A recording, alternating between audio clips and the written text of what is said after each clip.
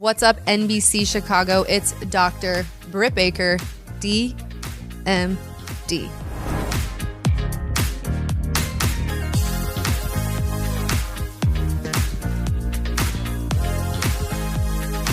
So I didn't know, I was invited to be a part of the show first. I didn't know it was going to be a four-way. I was actually in the parking lot of PWG. No, not PWG. I was in the park. It was an indie show in California, and I was with the Bucks and Cody. And I had already expressed my interest. At that point, every indie wrestler ever had expressed their interest in wanting to be a part of All In because it was the coolest thing ever. It was somewhat like indie wrestling was going to actually do an arena show. Right. That's unheard of. Right. Nobody thought it was going to happen. And then once we saw oh shit, this is going to happen, I wanted to be a part of that. And that's kind of when they were the Bucks were like, Britt, you're all in. That's it. And it was like, okay, cool. And then we got the info slowly about who else was going to be in it. And you could around. I don't really have a memory that's that's the moment, but I love anytime we have a day off just walking up and down there. It's actually when I started dental school, which was 2014. Yeah, 2014 is when I started training to also be a professional wrestler, and it was I was already accepted into dental school.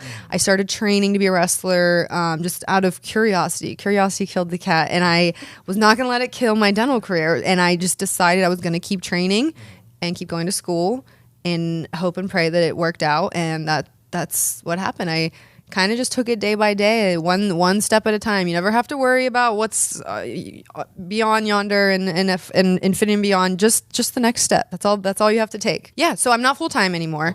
It's impossible with a wrestling schedule. We have three TV days and pay-per-view loops and media days. It's not realistic. It's not fair to patients for me to have to be canceling and moving around. And I want to be available to Tony Khan at all times, which I am.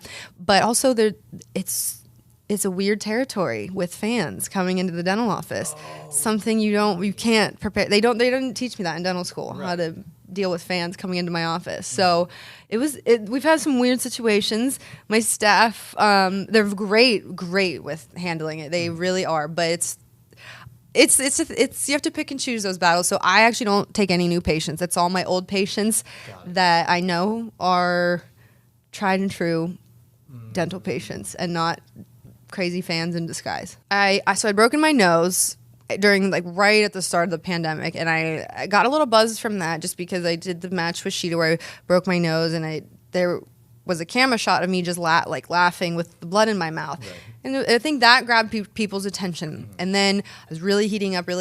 I just turned heel. Stuff was finally clicking. I was like, I think I can do this heel thing. I was supposed to have a pay-per-view match. My first pay-per-view match as a heel. And the week of the show, I don't know, 3 days before, I break my leg. Mm.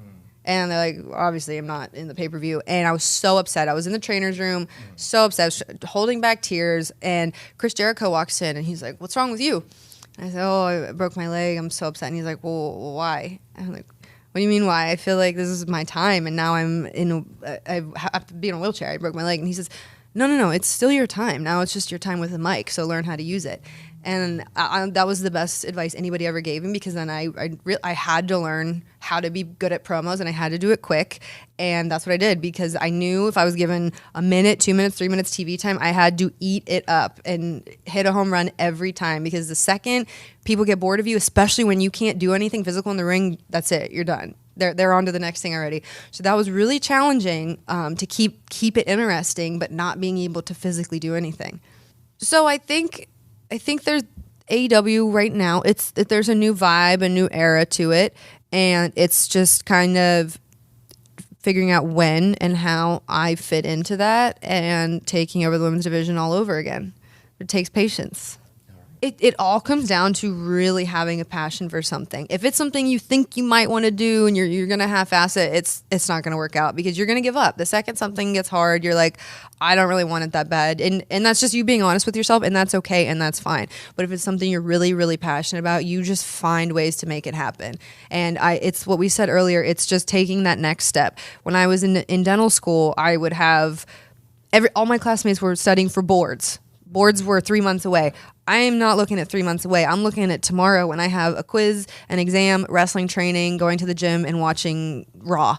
that's my next step. Let's get through tomorrow. We'll worry about boars as it comes closer. And I think that's such an important thing, that don't look too far in advance. It's great to have goals. Don't obsess with them because that's too daunting. You really need to just focus on the now, what you can control, and the next step. So Dynamite will be here Wednesday, Thanksgiving Eve, Winchester Arena we're in Central Time, so 7 p.m. Central. You can watch it on TBS. Even better, you can buy a ticket and go to the show. Are you going to the show?